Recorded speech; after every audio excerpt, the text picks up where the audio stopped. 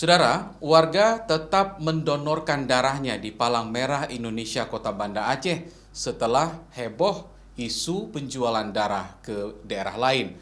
Donor darah pun berjalan seperti biasa dan tetap ramai. Salah satu warga Ulekaring Kota Banda Aceh, Nofri, rutin mendonorkan darahnya di PMI Kota Banda Aceh meski mengetahui isu penjualan darah ke daerah lain di sosial media. Namun hal tersebut tidak mengurungkan niatnya untuk mendonorkan darah secara rutin. Nofri berharap pihak PMI segera meluruskan isu-isu tersebut agar masyarakat tidak terpengaruh dan memilih tidak mendonorkan darahnya kembali ke PMI.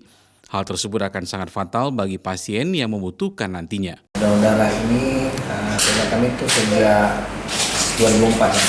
Sampai dengan saat ini alhamdulillah donor darah kami habis. Kami tetap rutin donor darah. Kami yakin dan percaya juga untuk kesehatan kita.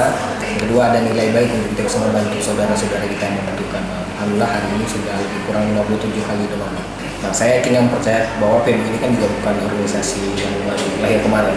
Tentu mereka sudah profesional. Mungkin hari ini hanya faktor komunikasi saja. Nofri sendiri telah mendonorkan darahnya secara rutin di PMI Kota Banda Aceh sejak 2004 silam. Ia berharap selain untuk kesehatan tubuhnya sendiri, darah yang ia donorkan dapat bermanfaat untuk orang lain. Syahril, Kompas TV, Banda Aceh.